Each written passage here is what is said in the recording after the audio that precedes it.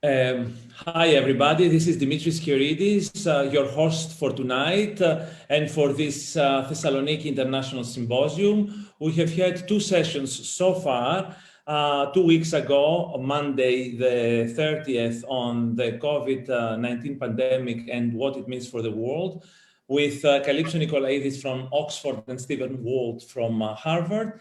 Then a week later, a week ago, December the 7th, we had an economic panel on the global recession and the Greek economy related with the COVID pandemic always, with Nicholas Vetas from the Athens Business University and Daniel Gross from CEPS, the Center for European Policy Studies in Brussels. And today we have our third session of this four-session 9th International Symposium of Thessaloniki, which is dedicated to Turkey. Now, for us here in Greece, Turkey, of course, has been in the headlines the last few months. When we look at the world, very often our view is conditioned through Turkey and the Turkish threat and the Turkish problem and the Turkish neighbor. And so, given what has happened during the last few months, it could not be absent from our symposium this year. This is a topic that we have revisited in the past, live in Thessaloniki during the previous symposia. Let me, before I introduce our speakers for tonight, thank once more our co-organizers. Obviously, the prime responsibility for our meeting tonight goes to the Cultural Society of Entrepreneurs of Northern Greece, headed by President Stavros Andreadis in Thessaloniki. Then, of course, there is the Navarino Network, which I founded some 11 years ago. And although I'm no longer the director there, I'm still involved. And the Konrad Adenauer Stiftung, our German friends here in Athens and in Cyprus that have been with us from the very start. In addition, we have the ACT of Anatolia College, the American College of Thessaloniki in Thessaloniki, the Affixes network, and our media sponsors, Kathimerini, the established Athens Daily, and TV 100 and FM 100, the local municipal media of Thessaloniki. All in all, we are very thankful to the city of Thessaloniki and Mayor Konstantinos Zervas for his support. Both Stavros Andreadis, Konstantinos Zervas, and the director of the Adenauer Stiftung, Henry Bonner, were with us in the opening of our symposium 2 weeks ago, and they had a chance to welcome everybody. And now, without any further delay, let me introduce you our first speaker. This time we will go consecutively. We will start with David Phillips, Director of the Peacebuilding and Rights Program at the Institute for the Study of Human Rights at Columbia University, New York. He has been in Thessaloniki in the past several times, and in our symposium, we are delighted to have him with us. He is very established in the United States and the world over. He has held many positions as a visiting scholar at various universities and think tanks, and he has written extensively and continues to write on matters of great importance, including our region, both in Southeastern Europe, in the Balkans, and in the Middle East, about Turkey, etc. He has been a very vocal voice on Turkey. I don't want to prejudge what he has to say. I will give him the floor now. David, it's wonderful to have you with us. Thank you very much for taking the time and making the effort. This has been a strange year. Thanks to technology, we can connect now with New York. Thank you for being with us. The floor is yours. Dimitris, it's me who's delighted to be with you. I wish that I could be there in person. I have many friends in Thessaloniki and in Greece, having worked in the region over several decades. This is almost as good as being together in person. But thank you for having me. I'm very pleased to be with you and to talk about US-Turkey relations and what to expect from Turkey in the future. And as you know from me, I never mince my words. So I'm going to address your question directly by starting with an assertion that Turkey under Erdoğan has gone rogue. It has become confrontational, aggressive, and lawless, defying US expectations and undermining international order. US-Turkey relations need to be based on rules and standards of conduct. Multilateralism and international cooperation are core principles for the incoming Biden administration. And I think we can see a heightened interest in working with European partners on issues like Turkey. Transatlantic cooperation will be the watchword for the Biden administration. Starting our conversation, I just want to maintain that nobody wants to lose Turkey. Washington needs to make clear what's needed to recover and to repair US-Turkey relations. It also needs to make clear what are the red lines that will elicit a punitive response from the US and the international community in the event that Turkey continues to provoke. Repairing relations starts with a steely-eyed assessment of the problems, and no longer can Turkey hide behind its NATO membership and expect special favor. In fact, if Turkey were to apply for NATO membership today, its application wouldn't even be considered. NATO is more than a security alliance, it's a coalition of countries with shared values. And because Turkey is anti-Western, Islamist, and anti-democratic, Turkey would be left out of the NATO family. European values mean something, and we need to recognize that Turkey has broken with those European values. Its provocative actions in the Eastern Mediterranean, Libya, Syria, and most recently in Nagorno-Karabakh and Artsakh are serious sources of concern. At a teleconference last week, the current US Secretary of State, Mike Pompeo, called Turkey's acquisition of S-400 missiles from Russia a gift to Moscow. So it's important to rein Turkey back in, to be clear with Turkey through a dialogue what we expect, and to try to work cooperatively so that Turkey no longer is breaking international norms and defying Western expectations. I'll pause there and see if you have questions.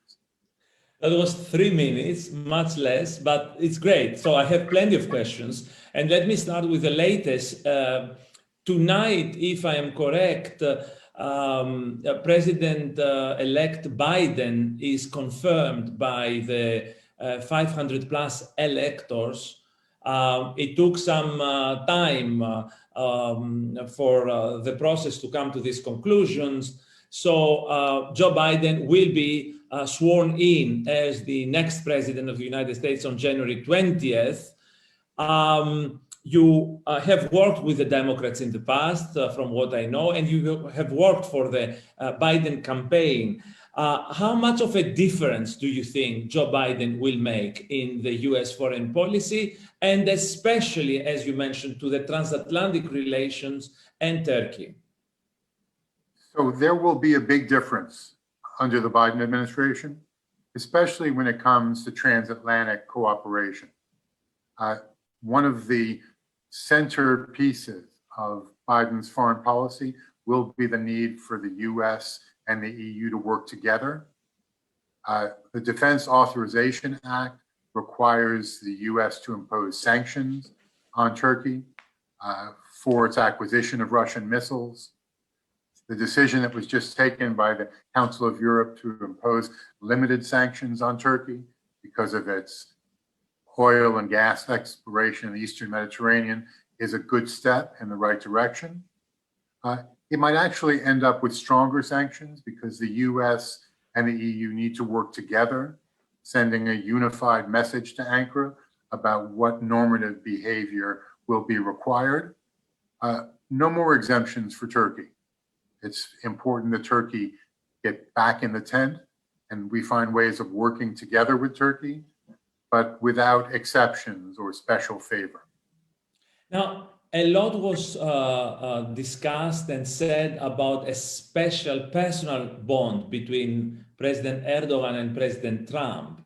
I wonder if you agree that there was a lot of leniency on the part of the US president vis-a-vis Turkey's behavior, and if that's over. Well, frankly, Trump and Erdogan both have authoritarian tendencies. They found some common ground, and that was to be expected. Trump turned a blind eye when Turkey invaded northern Syria and killed many of our allies fighting ISIS, the Syrian Kurds. We didn't implement sanctions under CAATSA, the Countering American Adversaries Through Sanctions Act, although we certainly could. It's important, Dimitris, to recognize that no US president wants to pick a fight with Turkey. Trump was particularly compliant to Erdogan. And there's a lot of speculation as to why. The Trump organization has positions in 105 Turkish businesses. It received more than $10 million in royalty fees. Oligarchs from Azerbaijan gave money to the Trump organization. So there's some serious questions about the objectivity and credibility of US relations with Turkey under Trump. We're not going to see the same kinds of questions with Joe Biden as president. We're going to have a more principled and pragmatic foreign policy, which is based on certain standards. And those standards require cooperation and behavior, becoming a NATO ally and an aspiring EU member. If Turkey is not going to play by international rules, then it should expect to pay a price. No more amity has existed between Trump and Erdogan. It's time to get down to business. Now, there is also, just to close this chapter, the Halkbank case that is coming up for adjudication in a New York court later in a few months' time, in the spring of 2021. Do you see any meat there, any real substance that things can come out in regards to Erdogan personally, let alone Turkey's role in breaking the Iranian embargo? Yes, there's some real meat on the table. Several $1 billion worth of penalties could be required of Halkbank for violating US sanctions law towards Iran. We need to understand why the Trump administration gave Halkbank special privileges. There's a big debt that the Trump organization has coming due. Will Halkbank or oligarchs in Turkey be involved in helping to settle that debt? Anyhow, we've moved on. We have a new president. Halkbank will be held accountable for its support to Iran. It's important that they understand the rules and that the judiciary in the United States do what is required and attach real penalties to Halkbank for its breaking of US sanctions law towards Iran. Let me now go a little bit back to history. Not long history, but the Erdogan trajectory. You will agree that in the beginning of his years in power, after 2002, he was hailed as a reformer, as a modernizer, as a guy who believed in the European vocation of Turkey. All this has changed more recently. What do you think happened? I guess you cannot yourself have failed to wonder, since you have been involved with Turkey in the past. You have visited Turkey several times. What went wrong? A lot of wishful thinking by US officials. I don't think something went wrong recently. we just ignored the signs that were apparent. We wanted to believe that Erdogan was secular and democratic. All we had to do is pay attention to Erdogan's own words. He said that democracy is like a streetcar. You get off when you reach your destination. He gave a speech in 1999 where he said the minarets are our helmets and our swords, the faithful are soldiers. And he was put in jail for 6 months, convicted for 6 months for using religion to foment social division. So we should have listened to Erdogan's words instead of believing what we wanted to believe. It was apparent from the beginning that Erdogan was not pro-Western or secular. We just put our blinders on. Now we see Erdogan for what he is, an Islamist and an anti-democrat. I cannot help ask you another question as a Greek here in Athens, a liberal Greek who is committed to the peaceful coexistence between our two nations, between Greece and Turkey, based on international law. We often come to despair, to a certain state of despair when we look at Turkish politics in general beyond Erdogan. I'm referring to his coalition partner in the far right of MHP, Devlet Bahçeli, but even the Kemalist opposition is competing with Erdogan in the nationalist rhetoric that has kind of polluted and contaminated the whole of Turkish political, at least mainstream Turkish political spectrum. And I wondered if the alternative to Erdogan, if there is an alternative, and if the alternative to Erdogan is any better. What is your take on that? The only thing that Turks agree on is nationalism. Whether we're talking about the AKP or other nationalist parties, they agree on a nationalist posture. The only political party in Turkey which is not ultra-nationalist is the Kurdish party, the HDP. And its co-chairman, Selahattin Demirtas, has been in jail for the past several years. So there really is no viable alternative right now to Erdogan. That's why US assistance should focus on civil society in Turkey, cultivating partners who will stand in opposition to the regime. We want the regime to change its behavior. And ultimately, if it doesn't change its behavior, we want Turks themselves to stand up and require a change of regime. But right now, when you look at the political party landscape in Turkey, there's not a lot of reason for optimism. In the last 12 months, as you implied, Turkey was involved in 3 different fronts militarily, and quite successfully, both in Libya, in salvaging the Tripoli government, in Syria against the Kurds, our Western allies in Syria, the Kurds, and more recently, and even more daringly, I would say, in Nagorno-Karabakh against the Armenians. For us here in Greece, what happened in the Caucasus was particularly shocking, given the history, the very troubled and dark history of Armenian oppression and genocide by Turkey. And to see that military parade in Baku the other day with Aliyev on the one hand and Erdogan on the other was quite depressing. It was sickening. Yeah, you say it better, yeah. So Erdogan has said that he would finish the job that his forefathers started. There was an Armenian genocide at the turn of the last century. The events in Nagorno-Karabakh represent a second Armenian genocide. The intention here is to purge Armenians from their ancestral lands. In order to do this, Aliyev couldn't act on his own. He used Turkish technology, especially armed drones, to attack Armenian positions.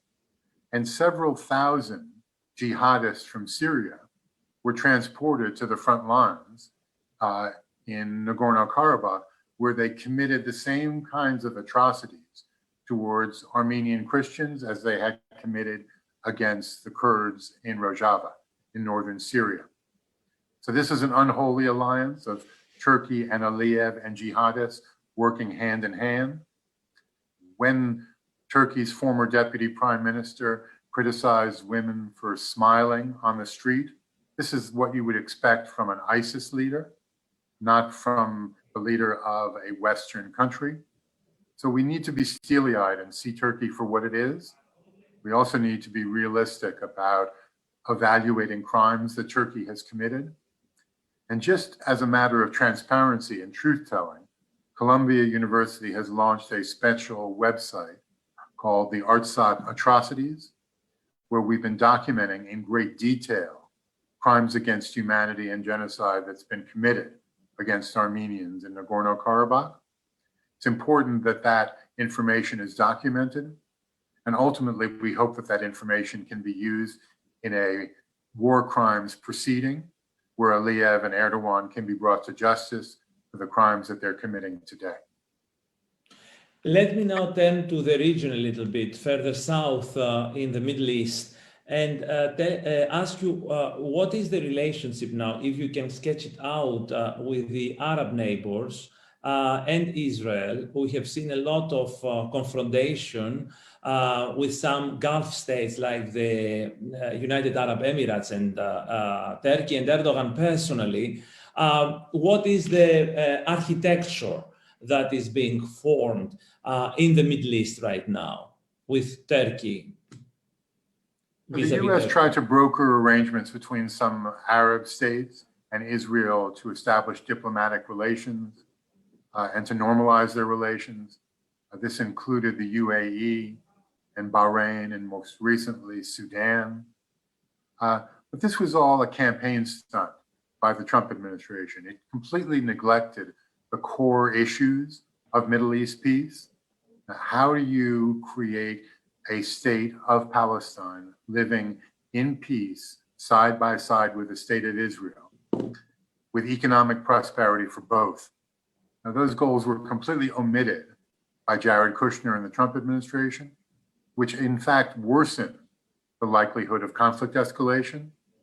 Now, these recognitions by Gulf states and Arab states do represent a positive step, but they need to be taken in concert with diplomatic measures to bring Palestinians and Israel together in real negotiations that would not only focus on a modus vivendi, but mutual recognition and sustainable peace. And what do you think of the relationship between Israel and Turkey and the Arabs and the Turks right now? Where do they stand? So these relations are entirely transactional. They're not based on principle. The Trump administration fed this transactional approach. There's nothing wrong with a transaction in international relations, but those deals need to be based on certain core principles, and those principles have been neglected. So we've seen some progress. There's much more room for improvement. The U.S. needs to be an honest broker, and it can become an honest broker if it is concerned about the rights of the Palestinian people and it works with other states that are directly affected in order to achieve an outcome that allows Palestine and Israel to live side by side in peace and prosperity. Now, you have worked a lot on the Kurdish issue that includes and refers to several countries in the area, not only Turkey, obviously, Syria, Iraq, even Iran as well. One of the issues that has been very much underreported here in Europe, strangely so, is the weakening, I don't want to use the phrase decimation, but certainly the pressure on the Christian populations in the Middle East. I mean, one would expect some fuss about it, but it has been happening in Iraq, in Syria, now in the Caucasus, as you mentioned just before. There was a lot of talk about atrocities against the Muslim Bosniaks back in the 90s. There hasn't been a similar kind of discourse in the West about our Christian co-religionists in the Middle East who are under enormous pressure, including Egypt, by the way. Very true. The Trump administration professed to be friends of evangelicals, but it sided with Turkey in attacks against Chaldeans and Assyrians in Syria and also in Iraq. We need a coherent policy that looks at the interests of Christians in Iraq and Syria and takes specific steps, both in policy terms and programmatically, to protect and promote their interests. We've had a series of conferences on Christians in Iraq and have been outspoken, calling attention to their plight. And I can make available to you and your audience some of the documents that we produce that provide a roadmap for achieving those goals. You were kind enough to send us your written statements, which we will circulate and post, of course, for everybody to see. Thank you very much for that. One final question before we say goodbye to you, David. Not everything was right before Trump, and not Trump is for everything to blame, I'm sure. There is a feeling in Europe that no matter what, the United States will be looking further to the Pacific and to Asia and to the East because of the competition with China and all the other structural changes in the world system, and that the Mediterranean and the Middle East will kind of fade, no matter what, into lesser importance. I wonder, what is your take? How much of a restoration Biden will be? How much of a new beginning, and what kind of this beginning will be for US foreign policy now with him in charge? So US foreign policy in the Persian Gulf has been largely built around oil and energy access. Now, in these COVID conditions, the economy is depressed, the price of oil has been driven down, the US continues to be increasingly self-reliant in developing its own energy resources. So I don't think that oil and gas will be the primary determinant. Nor will stability be the sole determinant, as it has been in previous administrations. It's time for a fresh start. It's time for the US to think about core principles that it represents and how it can uphold the principles of democracy, human rights, and women's rights around the world, including in Arab countries. If the US gets back to playing that role, we can resume our leadership in the world. If we're going to be transactional and side with countries with whom we do not share values, then America's influence will be limited. It's time for a wake-up call. I think the election of Joe Biden represents that wake-up call. We can turn the page and do much better. We'll see a whole new team and a whole new approach after January 20th. Thank you. Thank you, David. Thank you very much for being with us. I hope we can welcome you live in Greece next time, as soon as the pandemic moves away. I'm sure we're going to have plenty of chances to interact in a much more direct way. It was wonderful. Thank you. Take care, and happy holidays. Thanks very much. I look forward to being with you together so we can continue this conversation. Thanks. Thank you. Thank you, David. Thank you. All right. And now, ladies and gentlemen, as we continue the flow of our session, which is, as I said before, the third session of our international symposium, the 9th international symposium. We started back in 2012 at the centenary of Thessaloniki's liberation into Greece. We have two sessions on COVID, the political side and the economic. And tonight we are dedicating our meeting to Turkey, which has been in the news, especially here in Greece, but not only, in Europe and elsewhere very recently. We have heard we just heard from David Phillips from New York, and I'm now going to turn to an old acquaintance who has been to Thessaloniki himself as well several times, Soli Özel. He's a professor of international relations at Kadir University in Istanbul, Turkey, in Constantinople, and a columnist at Habertürk daily newspaper in Turkey. He has quite an illustrious bio. You can find all the information, including the biographical information of our speakers, on our website, which is the www.thessalonikiSymposium.org. And I think he's a very gifted speaker, and that's why we have him with us tonight. Soli, welcome. Welcome. Thank you. I wish I were in Thessaloniki, but we'll have to do what's available. Part of our growing differences, the two sides of the Aegean, is now the time difference, which we didn't have in the past. But now you are an hour ahead for some reason, 3 hours ahead of London. We didn't. It's been now 3 years that Turkey doesn't change to winter time. That's why the 2 hour difference. Then when we reach summer brings us always back to 1 hour. Yes. Summer always brings us closer, I guess. But anyway, it has been a long winter in the relationship. There is no doubt about it. We're going to talk about it. But let me first start gradually before we go into the hot subject. Okay. How was Biden's election being greeted in Turkey?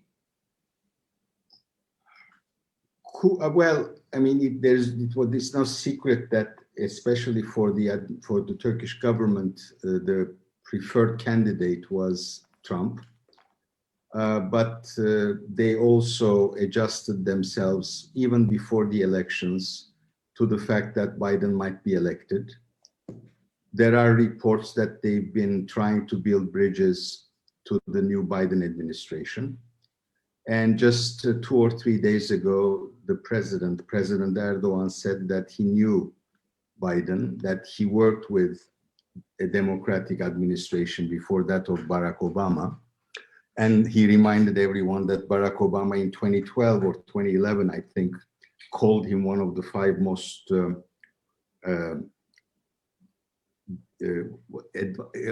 one of the 5 leaders he talked about most when he needed some advice. And he also reminded everyone that when he was convalescing from his operation back in 2012, Biden visited him in his house. So the first official opening is, okay, we worked with Democrats and Republicans. I know Biden, and I'll be happy to work with him.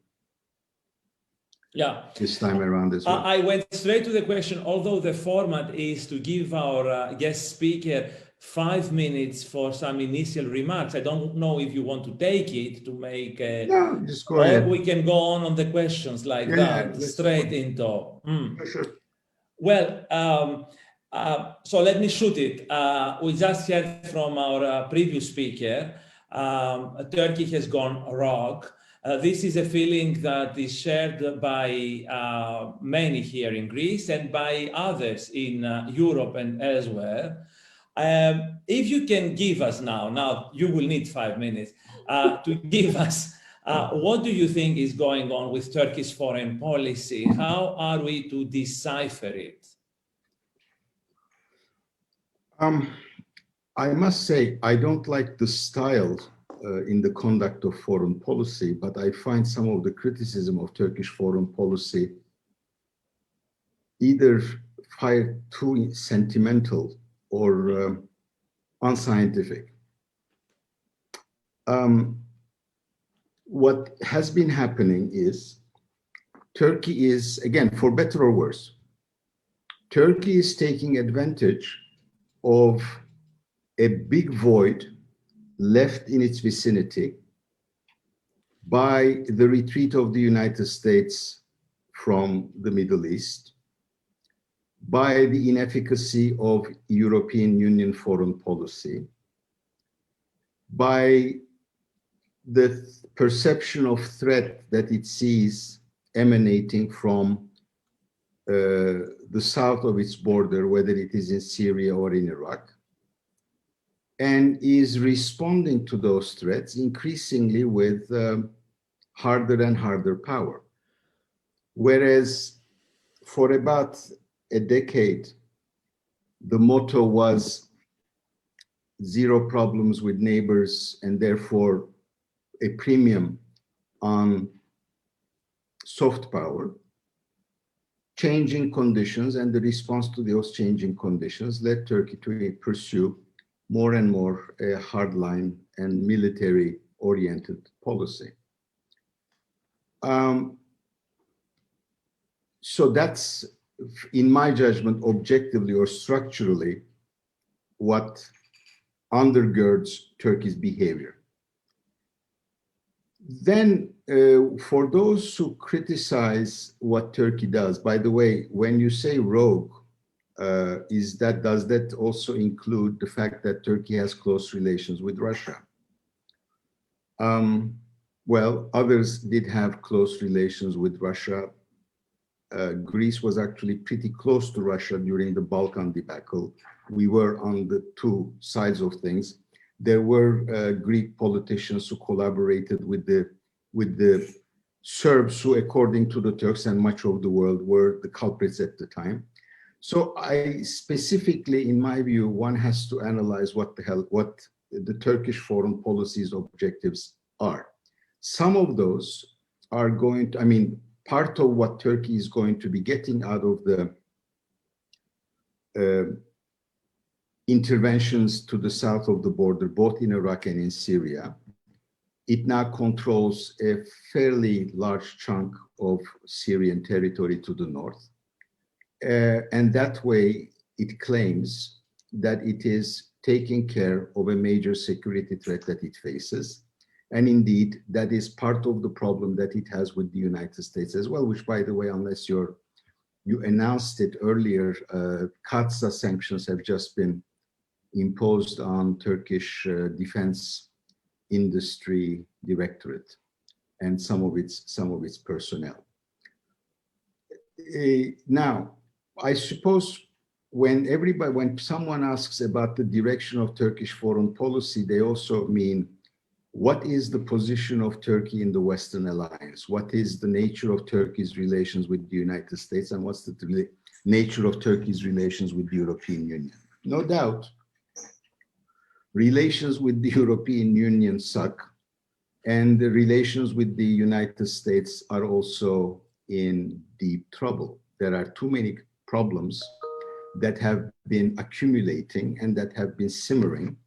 And Turkey got away with a lot of things that the United States does not, like by establishing a direct link between President Erdoğan and President Trump.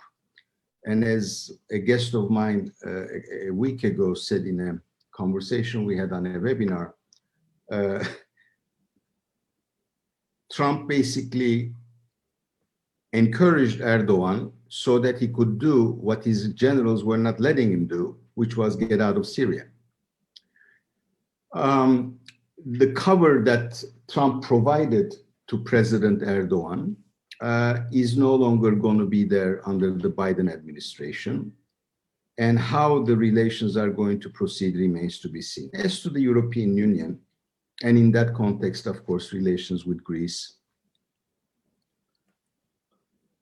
just note that the recent documents of the European Union don't mention that Turkey is an accession country. I find European Union to be strategically rather inept. And however hard it may be to actually deal with Turkey and the way it conducts its foreign policy and the way it articulates its views, it's very rough. I also think that the European Union, qua union, is unable to come up with a strategic approach a strategic policy vis-a-vis Turkey. I think it was kind of embarrassing that last Thursday,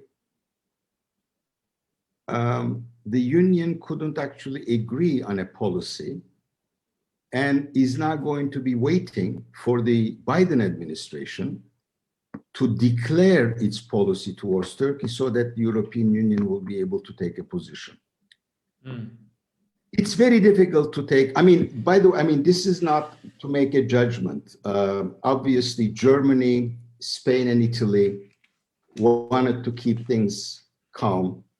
Greece, Cyprus, France wanted to push Turkey. I understand Bulgaria was on Turkey's side. But then members obviously get on each other's way, and the EU itself cannot come up with a policy that is consistent, coherent vis-a-vis Turkey. And that is part of the problem. This is I'm sorry, I will interrupt so that we can have no, this that's dialogue. Yes. This is a criticism that has been raised here in Greece as well, obviously. But let me now turn a little bit. You mentioned the external environment and how this kind of induced Turkey's renewed activism, let alone militarily as well, in the near abroad. But let me turn now to the domestic sources of this change. I mean, one cannot be but surprised by the stark difference of Erdogan #1 and Erdogan #2, of the Erdogan of the early years, when many liberals in Europe, including here in Greece, greeted him as a modernizer, reformer, Europeanizer. And what has happened since the Gezi Park riots and obviously the failed coup of 2016. And I'm referring especially, and I want to comment on the MHP alliance with Devlet Bahçeli, and the extraordinary things that have been said. I mean, the rhetoric that has been used recently. So is there a domestic source of this external adventurism and jingoism? Dimitri, you probably follow what happens in Turkey as closely as anyone else that I know. So I would put the move in the direction of more authoritarian rule, whereby the rule of law would be cast aside, not to 2013, not to 2016, but earlier, step by step. I would think that the 2010 amendments to the Constitution effectively,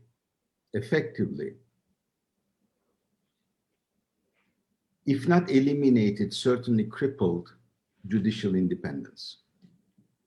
You're right, in 2013, the reaction to Gezi Park, the way the power interpreted what Gezi Park was about, and particularly because Gezi Park was followed by the coup in Egypt, taking out Turkey's ally, the Mohammed Morsi, or the Muslim Brotherhood government, and the establishment of a military regime.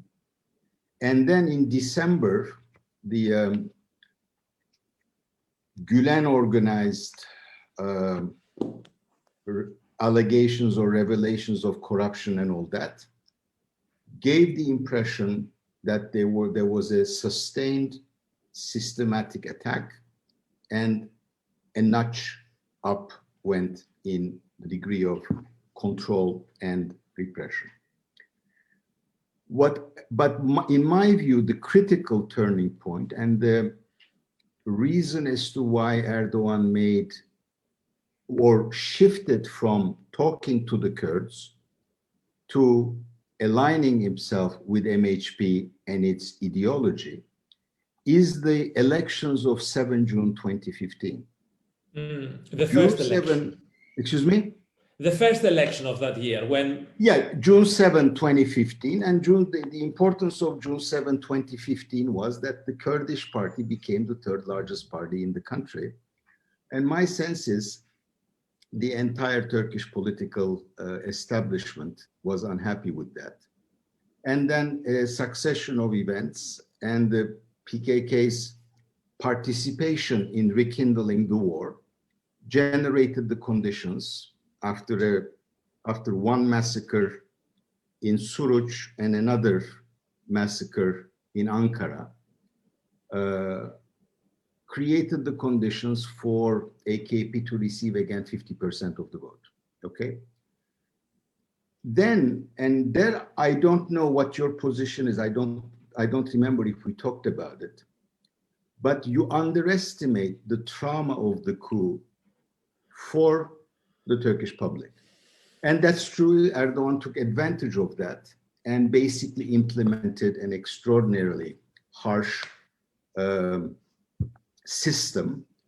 The Gülenists were eliminated, but along with the Gülenists, a lot of people lost their jobs, their livelihood. It was a very harsh response.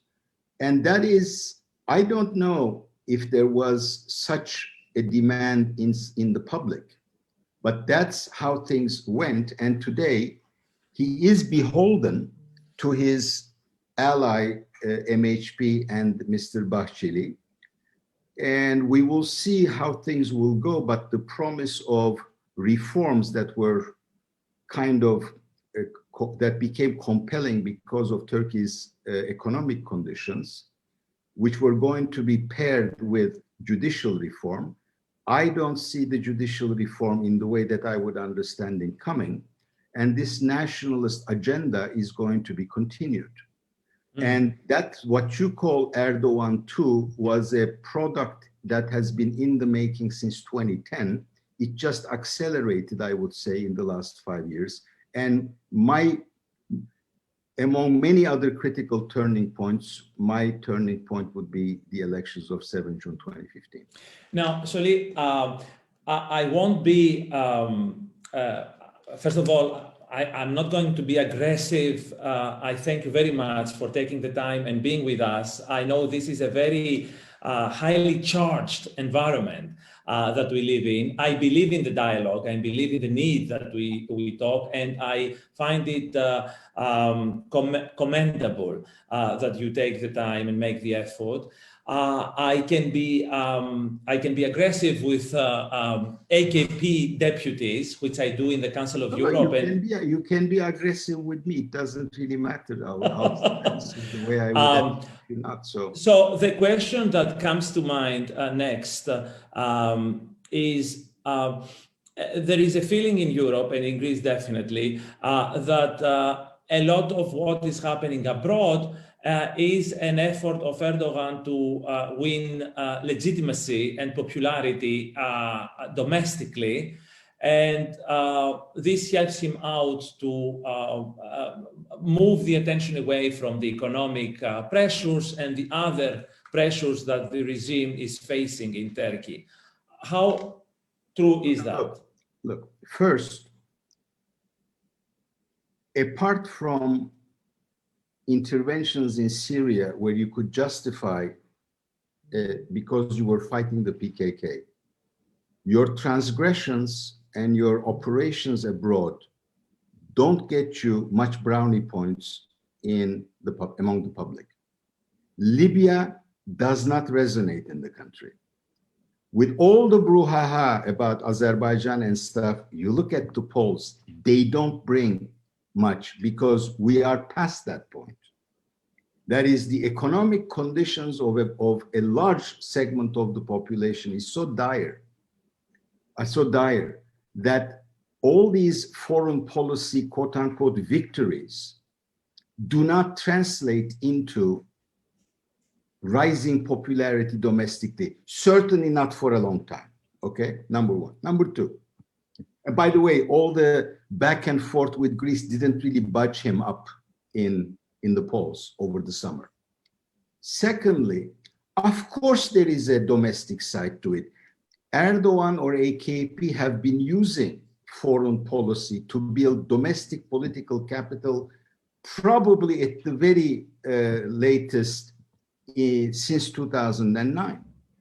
with the famous incident in Davos when he confronted the late Israeli president Shimon Peres. So this is nothing new, all right?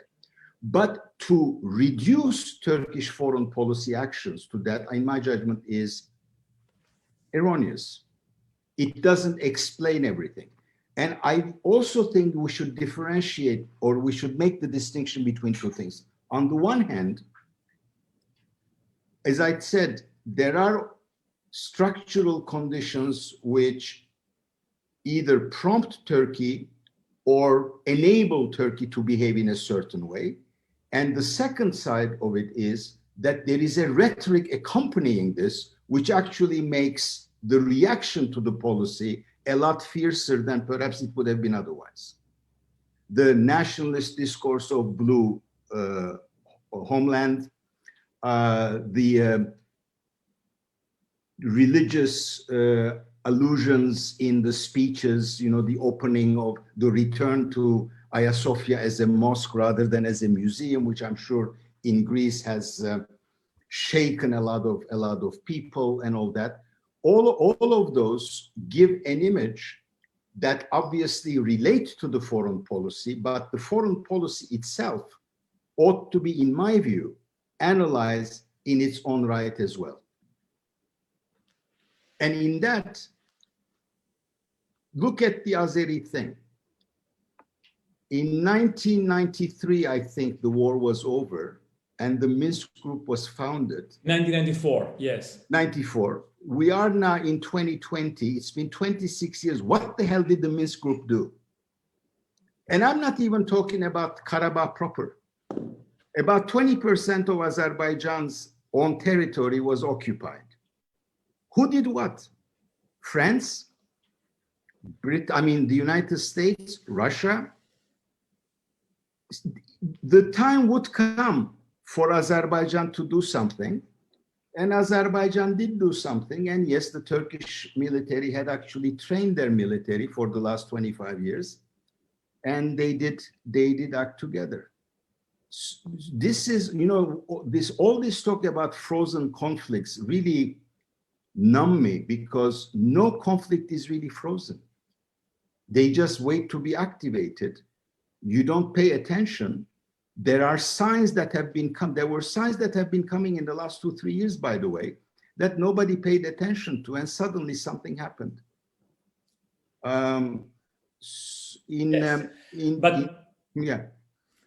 But of course, we are here to point to the contradictions of Turkey's position on principle grounds between. Okay, fine. What is the contradiction? It's been consistently expansionist.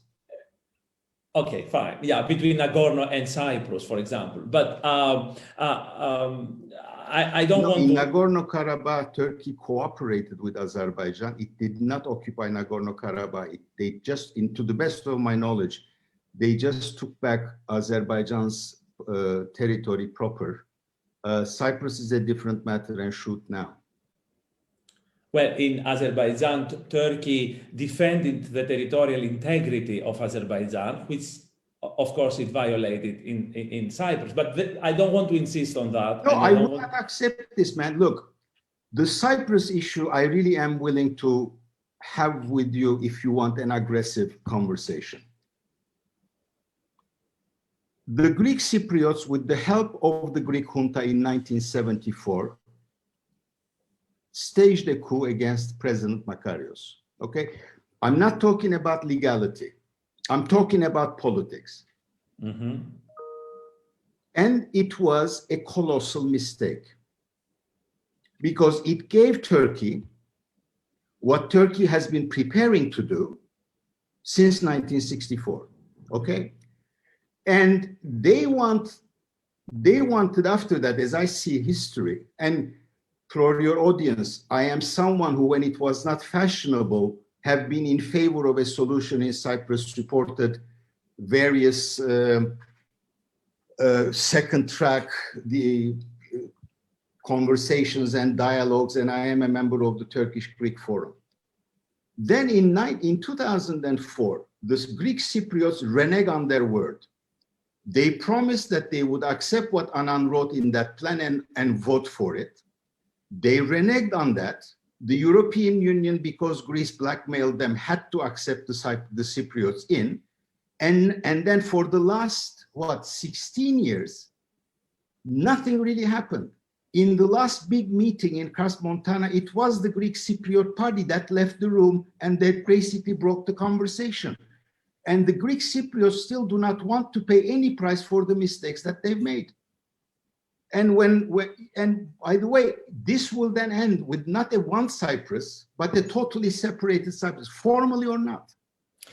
Solimu, I was referring first, without wanting to go into the details, but I will, to the matter of principle, that on the one hand, we have a community of Armenians who wanted to live their separate lives in Azerbaijan. Against that, Turkey is, whereas we have a community of Turkish Cypriots in Cyprus whose autonomy and secession is supported by Turkey. In that regard, the two cases are related, and Turkey is taking opposite position in the Caucasus vis-a-vis Cyprus.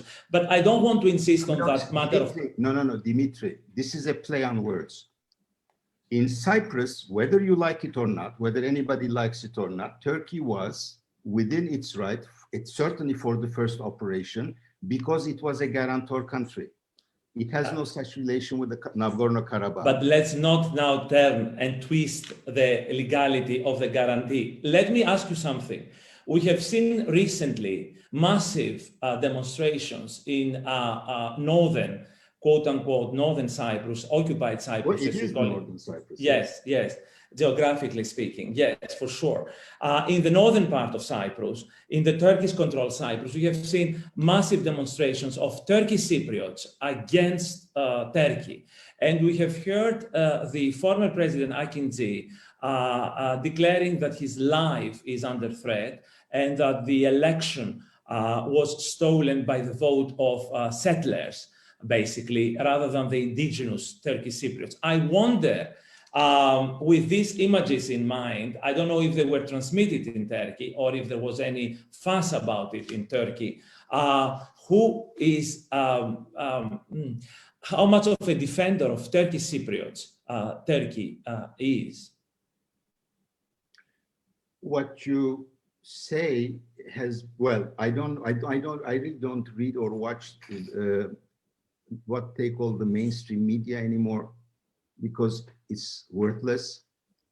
So it was on social media. I followed it from that. I followed the elections very closely. I regret the fact that Turkey has intervened very heavily and probably tipped the balance in favor of Mr. Tatar in the elections. The Turkish Cypriots have not protested Turkey's interventions for the first time. They've done it before. Mr. Akıncı was in the crosshair of the military before he was in the crosshair of Mr. Erdoğan. So that is that has been part of the interaction between Turkey and Turkish Cypriots. And yes, I do not condone and I do not like the fact that Turkey did intervene in the elections in Cyprus, in Federal Republic of Northern Cyprus, but that happened. Yes, that has happened. And then, of course, there was the visit to Varosha and the opening of the beach of Varosha. And we'll see what will happen later on in terms of whether Varosha is going to be open to construction and how things are going to happen. Now, tell me something about the domestic. I keep on returning there, maybe as a political scientist, maybe because all politics is local politics. And when European liberals, including myself, look at the Turkish political landscape these days, one tends to become quite pessimistic in the sense that you see a competition of nationalistic jingoism. I mean, the opposition is not, it appears, Kilinziroglu, he appears not less nationalistic. Kilinziroglu, the leader. Whatever, yes. I guess you pronounce Turkish much better than I do, of course.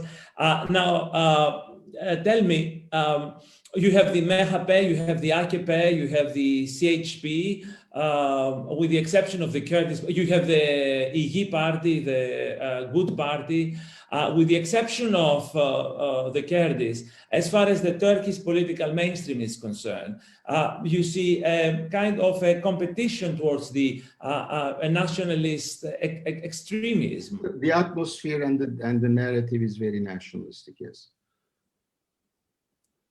So what does this mean for Turkey's trajectory from now on? If the alternative is not any better, I wonder what is the...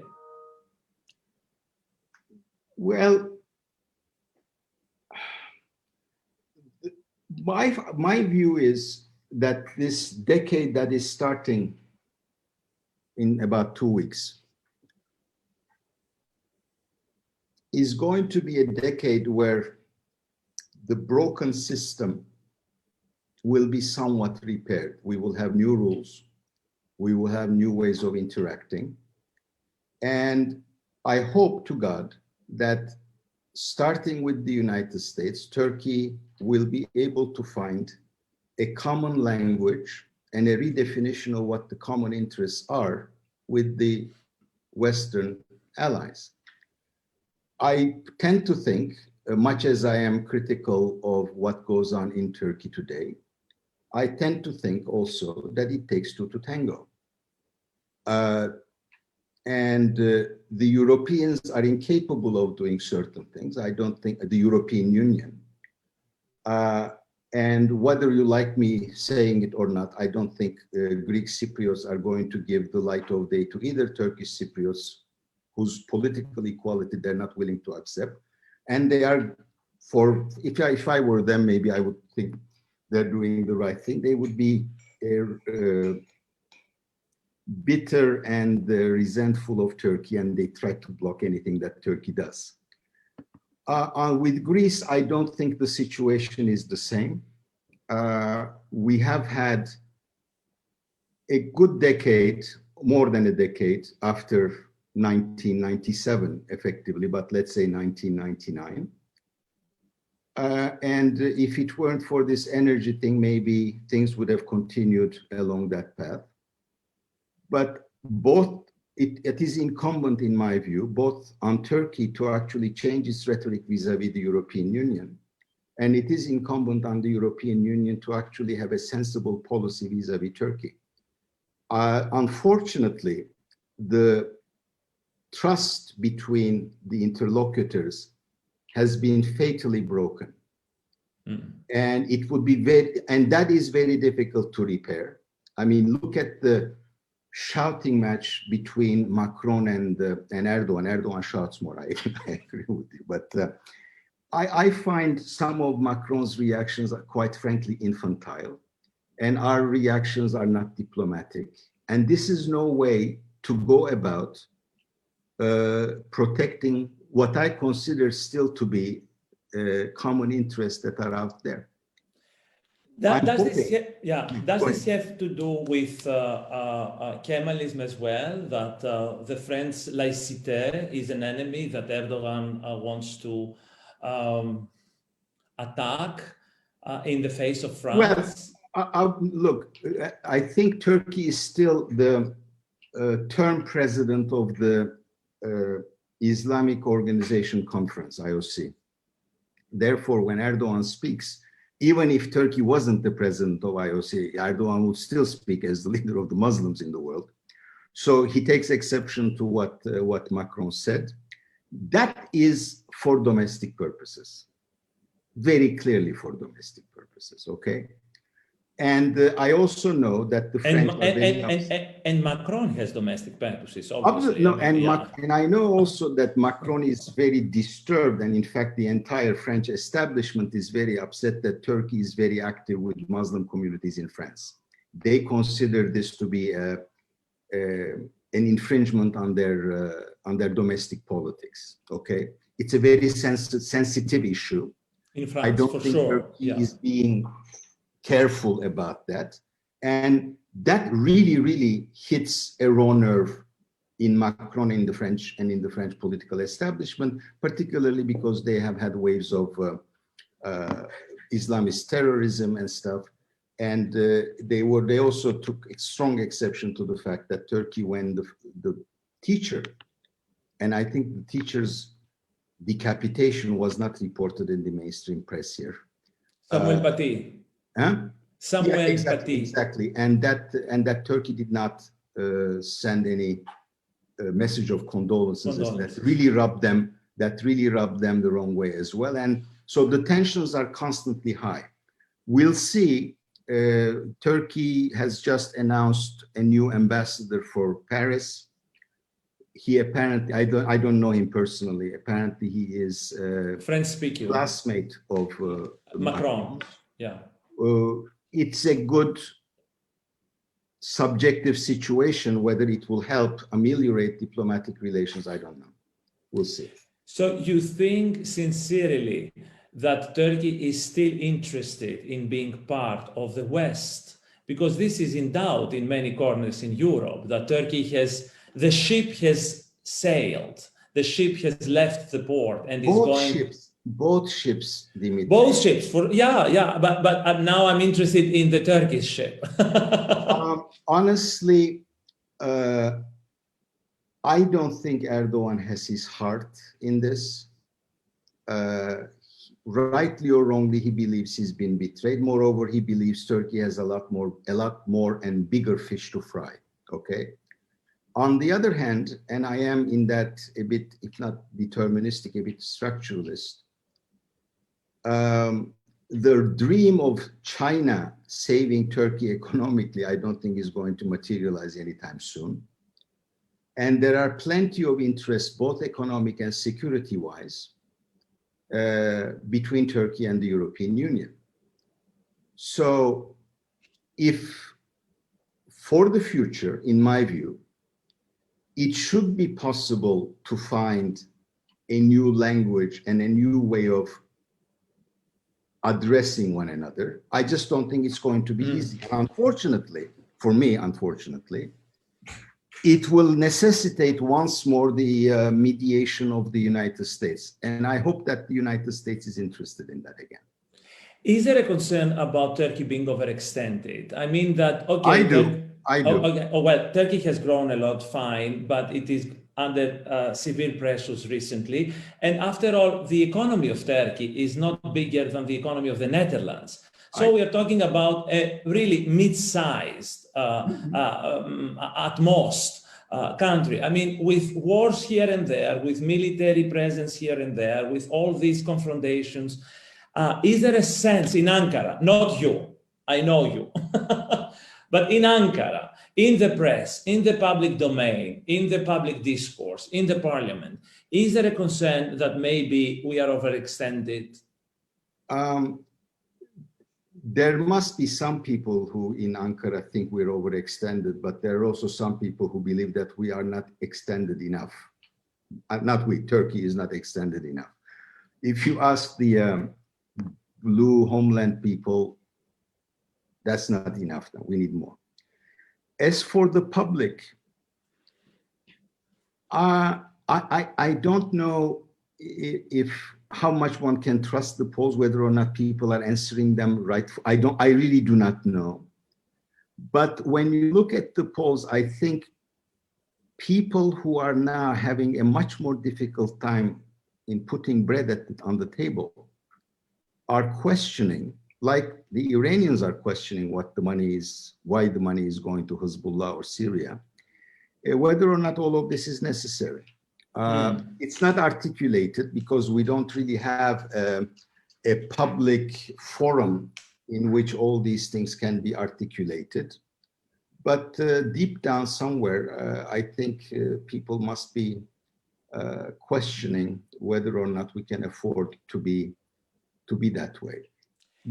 That part of the cost maybe has not hit the public yet, but sooner or later, I would think it will. One of the most interesting confrontations recently have been between Erdogan and Arab countries. I'm referring to the United Arab Emirates, Obviously, Such Egypt. love affair. There was a love before, you mean? I don't know if there ever was a love affair, but now it's a passionate love affair, yes, between the United Arab Emirates and Turkey. So what is happening with the Arabs and what is happening with Israel? I mean, the South and the Middle East. What is happening is Erdogan wishes to be the leader of the Sunni Muslim world. And therefore he is... Wait a minute. Is this genuine? I mean, is this... I think so, yes. Yeah. It is something that we think of it otherwise, why pay a rather steep cost of supporting the Muslim Brotherhood, and the steep cost is you don't have relations with Egypt, right?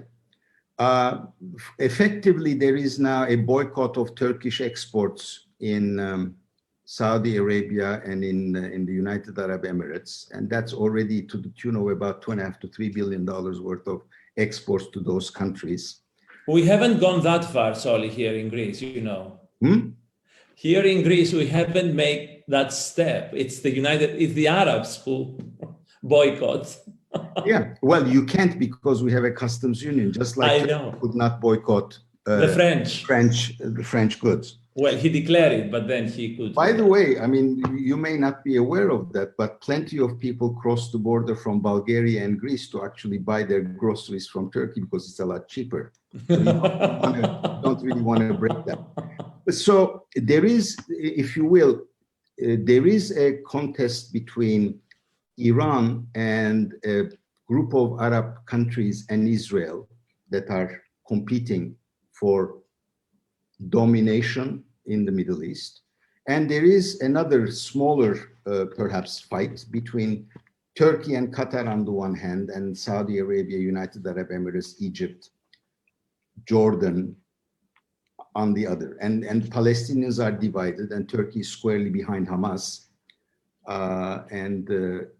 They wouldn't mind. I mean, Turkey still has good relations with PA, but their heart is with Hamas.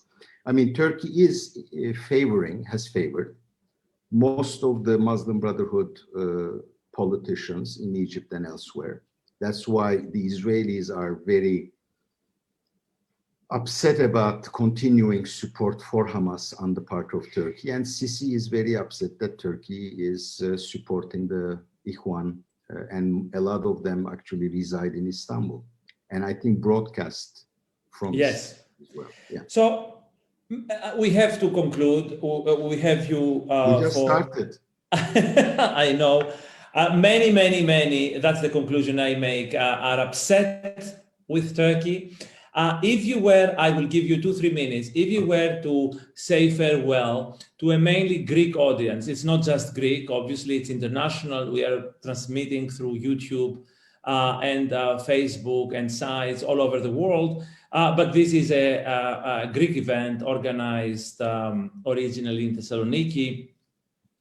I would like to have you, I would like you to have the opportunity to say 2-3 words to the Greeks. Okay, first of all, I personally was very happy when relations between Turkey and Greece got a lot better. I was also delighted that in spite of the fact that some of the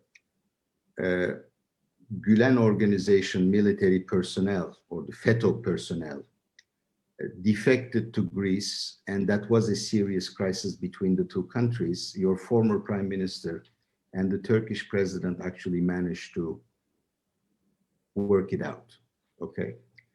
And that with a less populist politician as prime minister of Greece, we find ourselves in the very treacherous waters of the Aegean and Eastern Mediterranean, as we did in this in Eastern Mediterranean, I find very upsetting.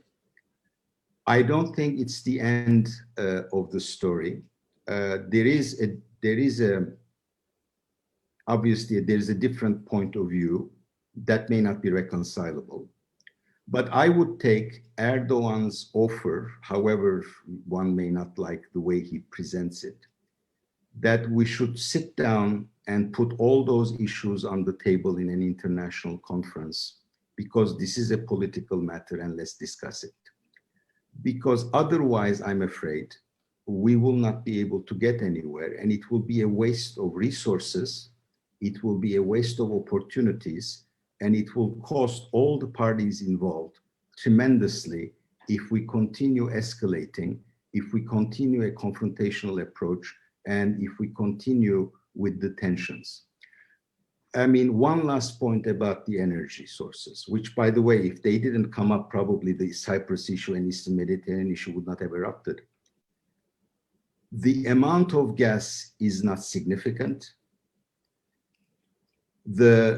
By the time that gas can make it to Europe, and I doubt that it will be able to make it via the EastMed pipeline, maybe Europe is not going to be consuming as much gas either. So we may actually be fighting over a phantom. And instead of doing that, we could come up with ideas to see how we can actually turn Eastern Mediterranean a la Brodel into a common economic zone of cooperation. Yes, Turkey is too big and therefore it's too assertive. Sometimes it's very aggressive.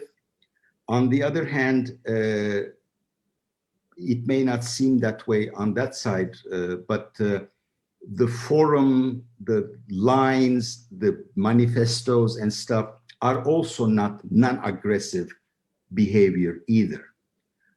And unfortunately, I would have expected the French to be a calmer. Instead, they are instigator. And I really do hope that with the Biden administration, we will be able to actually talk one another. It is my sincere belief. Otherwise, it's going to be too costly for all the parties concerned. Soli Özel, thank you very much for your contribution and for your remarks, which we have listened carefully.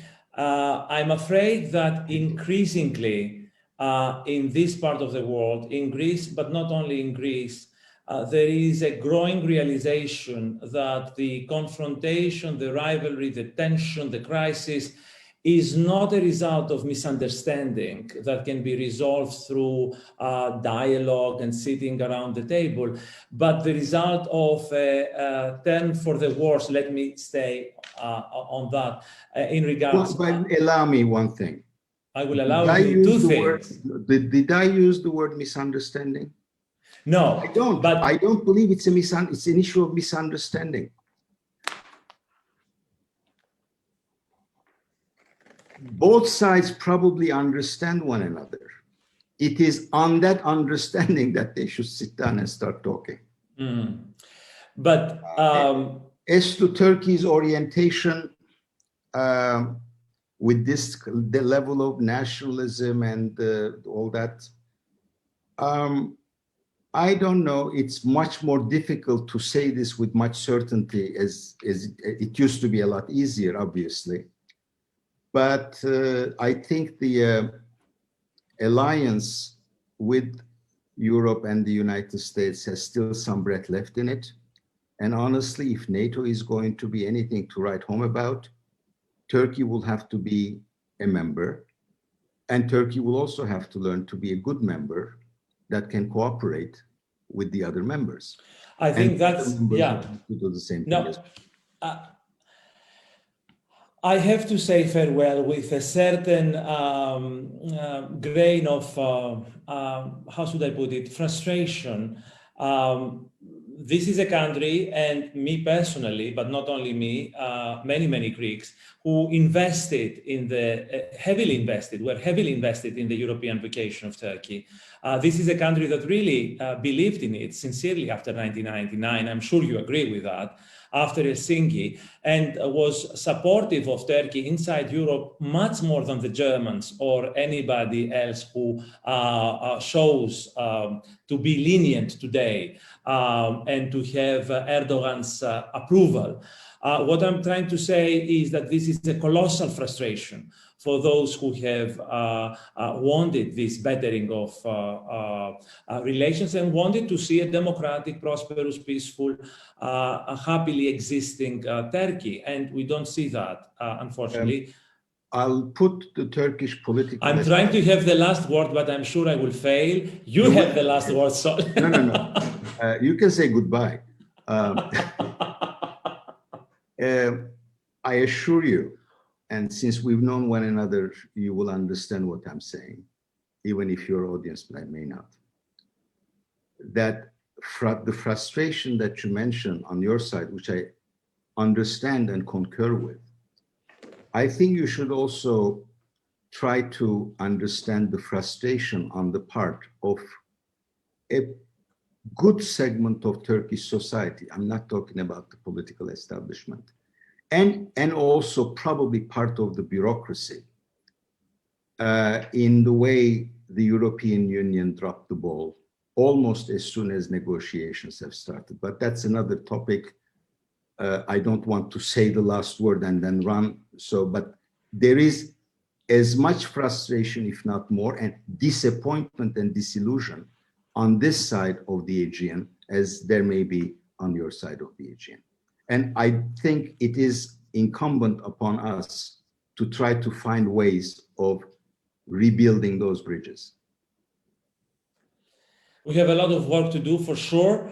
No matter what happens, we will be, let's agree on that, we will be neighbors. And we will have to find a way, one way or another, to coexist and to coexist in a way that is fruitful and productive for our two respective people.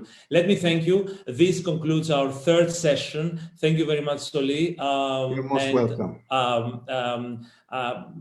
I don't know, happy holiday season. I mean, it's a global well, it's affair. Hanukkah, and then Christmas will come. The Christmas and the New Year and the 2021. And of course, in New Year, we will be confined home, I guess. Yes, here in Greece as well. Hopefully, we will overcome this. Well, let us wish 2020 will not be repeated. Yes. Take good care. Thank you very much. Sure. Bye-bye. Thank you very much for having me.